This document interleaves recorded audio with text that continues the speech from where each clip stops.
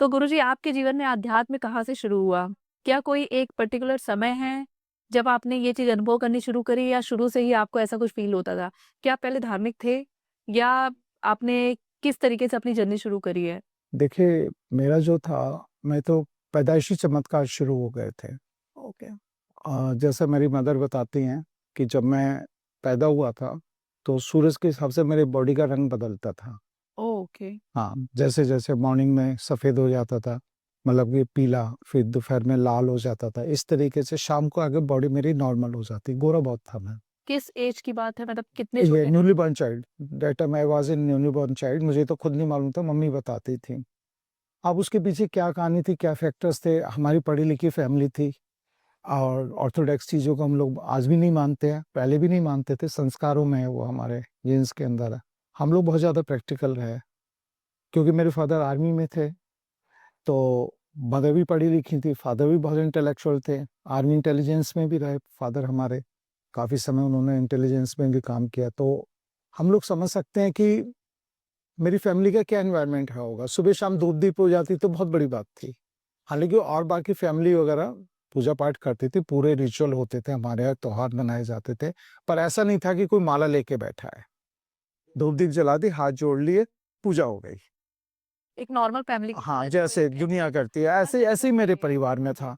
पर क्या हुआ कि जब मैं 3-4 साल का था, तो मैं 3-4 नाम लेता था और वो व्यक्तियों के नाम होते थे, मैं आपको ओपनली नहीं बता सकता, तो मैं उनसे बातें करता था, वो दिखाई नहीं देते थे।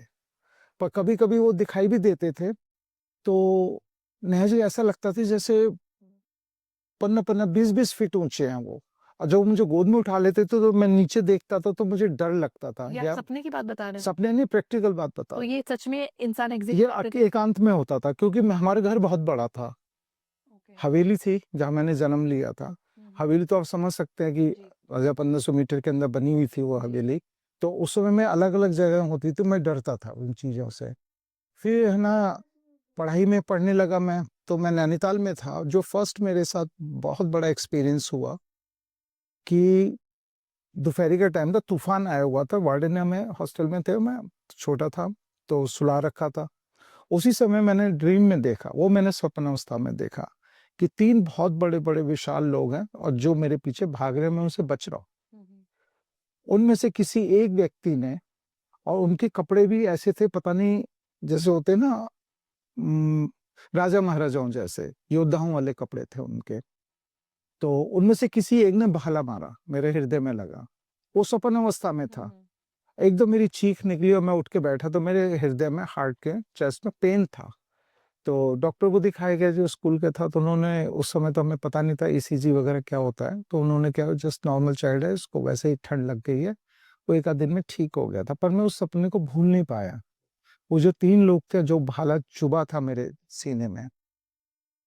फिर उसके बाद है ना, मेरा एग्ज़ाम था और तो धीरे-धीरे है ना, एग्ज़ाम में है ना, इंग्लिश लिटरेचर का था, उसमें 14-15 स्टोरीज़ थी और मैं बड़ा परेशान था। तो मैं भगवान शिव को बहुत मानता था शुरू से ही, उनसे बड़ा प्रेम रहा, मतलब कि ऐसा लगता था जैसे मेरे अपने हैं, मैं इनका हूँ। कभी फ़ील नहीं हुआ ये देवी-देवता हैं। तो वो उनका था, तो रात को सपने में देखा अर्जुन की स्टोरी आई है। मैं एग्ज़ाम दे रहा हूँ, अर्जुन की स्टोरी, सुबह उठ के मैंने अर्जुन की स्टोरी याद कर ली और वही एग्ज़ाम में आई और मैं लिख के चला आया। फिर कभी-कभी उम्र बढ़ती गई, स्टैंडर्ड बढ़ते चले गए एजुकेशन के, तो मुझे हमेशा ये फ़ील होता था कि यार मैं पढ़ाई में बहुत अच्छा हूँ, इंटेलेक्चुअल हूँ, तो इसलिए मैं हर चीज़ को कैलकुलेट कर लेता हूँ और समझ लेता हूँ। अब मुझे ये नहीं पता था कि इसके पीछे आध्यात्मिक शक्ति है, क्योंकि ऐसा ना तो गुरु थे, ना घर में ऐसा कोई माहौल था। तो पर एक चीज़ उसमें था कि मैं कुछ ढूँढता था। अब जैसे मैं मम्मी के साथ कहीं गया, अब कहीं सोफ़ा है, कुशन है, मैंने उठा के देखा, किसी की अलमारी खोल के देख ली, it's a bad habit. But मैं परेशान था अपनी सरकत से, लेता कुछ नहीं था, पर ढूँढ रहा था, क्या ढूँढ रहा हूँ मुझे भी नहीं मालूम। और इसी बीच में जब मैं और उसी अवस्था में ही था, बचपन में, बाल अवस्था में था, तो उस समय में एक बच्चा आता था मेरे पास स्वप्नावस्था में, वो मुझे हवा में उड़ाता था। और आकाशगामी था वो बच्चा, और वो दिव्य बच्चा था, आज महसूस होता है। वो आज भी कभी-कभी उसकी झलक आ जाती है, आज महसूस हो जाता है उनका आना।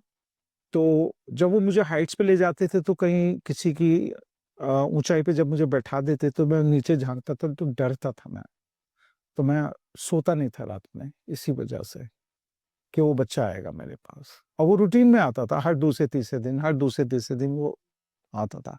तो इस तरीके के अनुभव थे, फिर खोज करना शुरू करा, फिर कुछ और लोग मिले,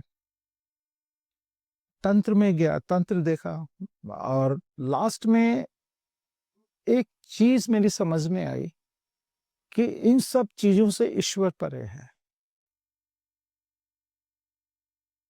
और आज जो मेरे अनुभव हैं, मैं दुनिया में जो भी भक्त लोग हैं, भक्ति करते हैं, उनसे हाथ जोड़ के एक मेरी विनती है, जो चीज़ हमारे मतलब की नहीं है, उनको ना छेड़ा जाए। अगर हम उन्हें छेड़ते हैं, तो वो तामसिक तंत्र हमारे समाज में आता है, और समाज से हमारे घरों में घुसता है, और हमें पता नहीं चलता है कि हम कब बर्बाद होना शुरू हो गए।